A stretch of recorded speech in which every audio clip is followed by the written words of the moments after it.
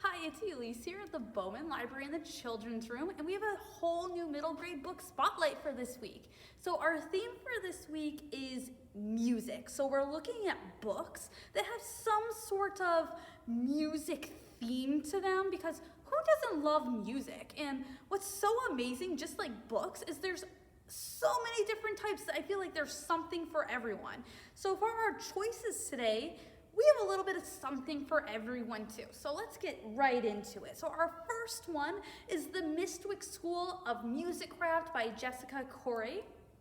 In Amelia's world, musicraft powers everything from building to medicine. And if you are what they call a maestro, you get to actually control music. And not only do you get to control it, but that means you also have an awful lot of power as well. Amelia knows firsthand all about this because she wants to be one, because that's what her deceased mother was, so she knows all about it. She is able to get into the Mistwick School, but when she does, it is soon realized that it's a mistake. She is not supposed to be there, but instead they decide they're going to give her 2 months to prove herself. She soon starts to realize that there is more going on behind the scenes at the school than just learning. And if she's going to be able to stay, which she really wants to do, she needs to figure out what's actually happening. If you liked your music mixed with fantasy and magic, then you will totally love this book. Our next one, Searching for Lottie by Susan Ross. So this kind of takes on an historical fiction type point of view. So 12-year-old violin prodigy Charlie is given a project. She needs to research someone in her family, so she decides she wants to research her great aunt Lottie, whom she's named after, so it's just a perfect fit. Working with her grandmother, Charlie soon learns that her great aunt was living in Hungary during World War II and has never been found or heard from again. So everyone assumes that she did not survive the atrocities of World War II. As she starts to research and dig deeper, she soon starts to realize that she and Lottie actually have a lot in common, including that Lottie also loved to play the violin.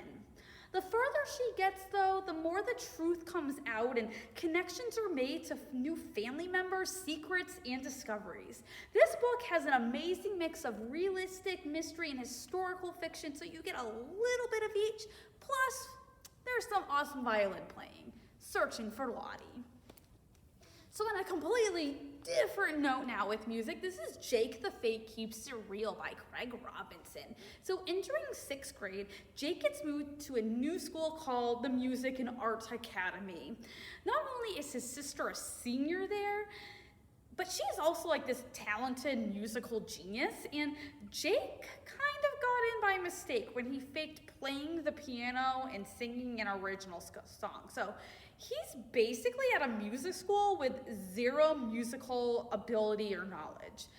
Trying to fit in, he has a hard time with the assignments and is always wondering when he's gonna get caught and kicked out. So it's this secret that is like constantly weighing on him. He soon starts to figure out though that maybe he has some talent in comedy instead, and deceived maybe that that's what he wants to do. He wants to do some comedy. But it's not as easy as what he thinks it's going to be. You will find yourself laughing out loud at all the crazy things that happen, and at Jake, how he reacts to all the very different situations he finds himself in. Jake the Fate Keeps It Real. Echo by Pam Munoz Ryan. To start with, this is an amazing book, but it can also be a little bit complicated to figure out, so been kind of warned at first. This story opens up with Otto, who is lost in the woods, and he's rescued by 3 sisters that are trapped by a witch. In return, he offers to help and save them by capturing their spirit in a harmonica that he has. And he will then bring their spirits out of the forest with him when he carries out this harmonica. The harmonica would then be passed to someone else when the time is right. So then you fast forward to the 1920s, and we meet 3 children that are all in a different situation, and they're all living in a different time as well. They each have their own stories to tell, and somehow they all end up with Otto's harmonica when the time is right and it's needed for them. Each individual has their own musical talent, and their stories weave together even though they are in different times and places.